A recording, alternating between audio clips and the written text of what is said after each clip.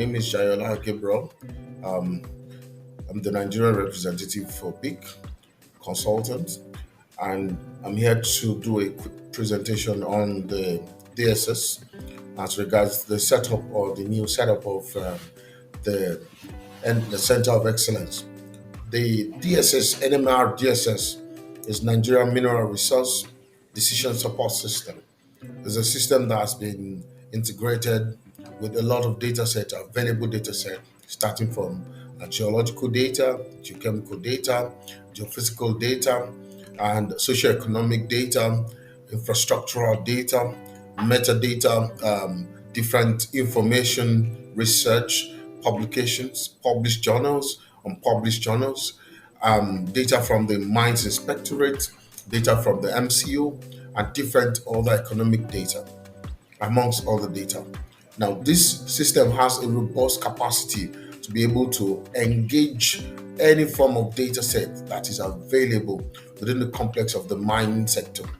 It also helps in the interactability of this particular system or data sets.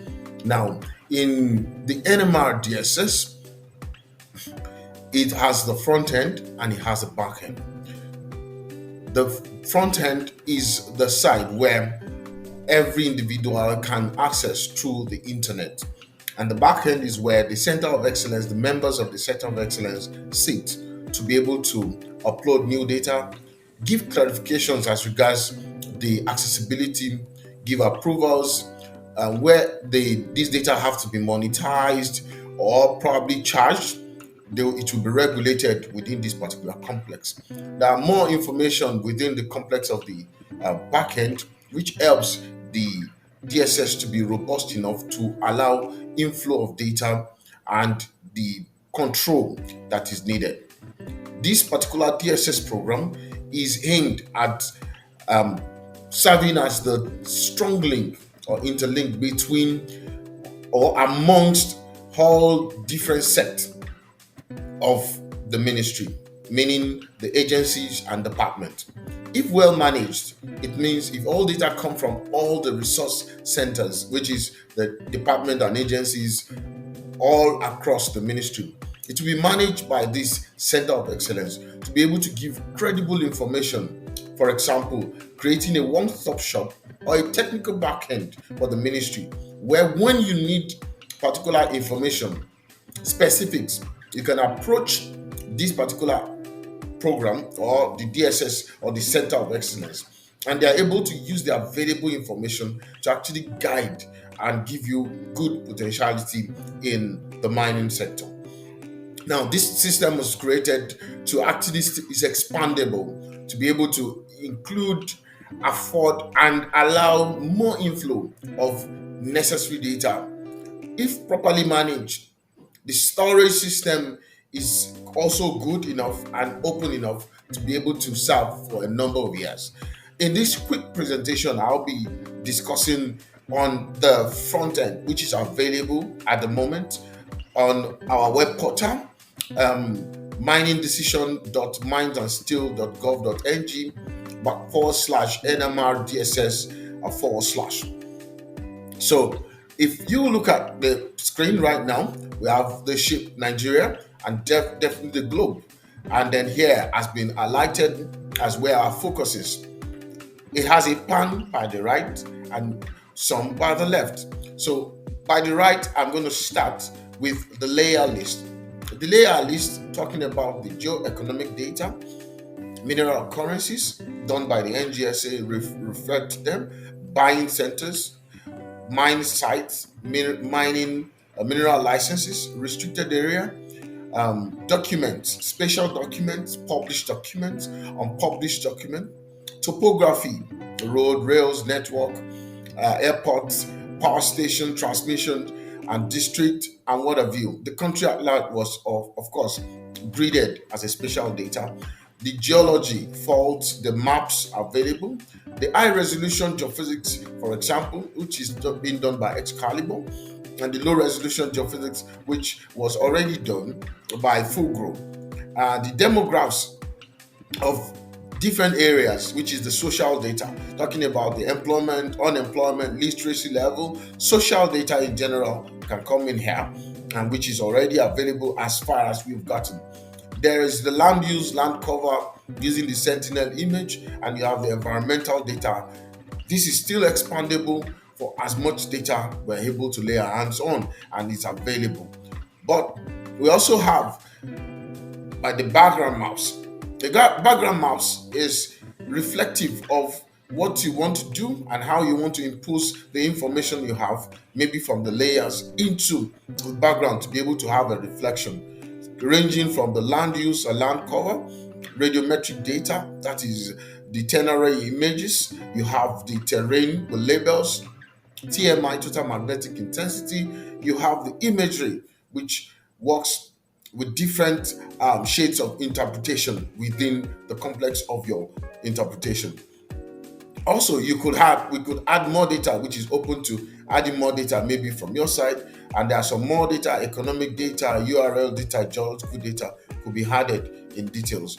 Now, I would like to do a bit of practical demonstration on this place now, which I want to load in some mineral occurrences within this particular set. So the whole of the country, we can see the mineral occurrences data being displayed all across with different notations. So if I want to have a good interpretation of this, for example, I can click to print, and I will print this. While this is going on, I can still keep explaining some other things.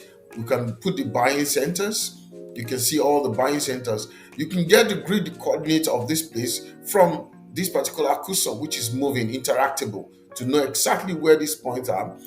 It's so interactable, you can pick the coordinates, and then you know exactly the types of minerals that is there, showing what is available with this place, within this place. You can also have the MCO data, which is showing the different applications that has been done as updated as at this time. So the geological faults also can be observed. Sorry, the faults is also we can see all the licenses that are available within this particular area. So you can see the fault lines all across. So I can take off the mineral mining licenses, and we can see the fault. I can take off the mineral occurrences, and then we'll see the fault.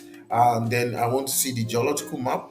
It's showing the different geology within particular complex and the relationship between the fault. I can put the radiometric data.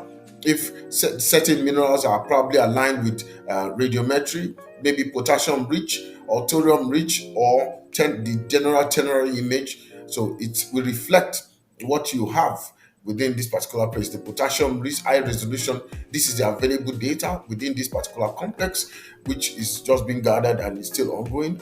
And then the whole data is still for the same ternary images, as we can see. So it is interactable. So, and on this pane, I can also select specifics like I want it. I can take off the buying centers, and then I select a commodity.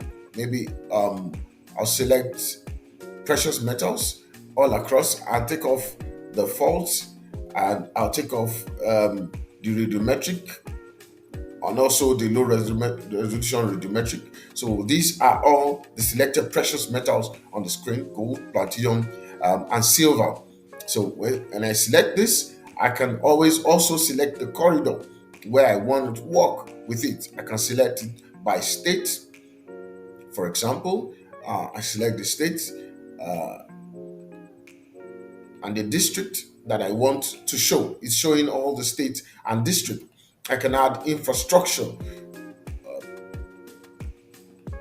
I had an area that I want to work with by selecting. Select the corridor, select by states, the district.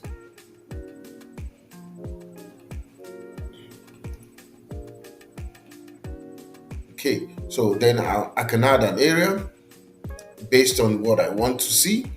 Maybe I want to see all the restricted area within this particular place where or outside the area which I have selected, and it locks in.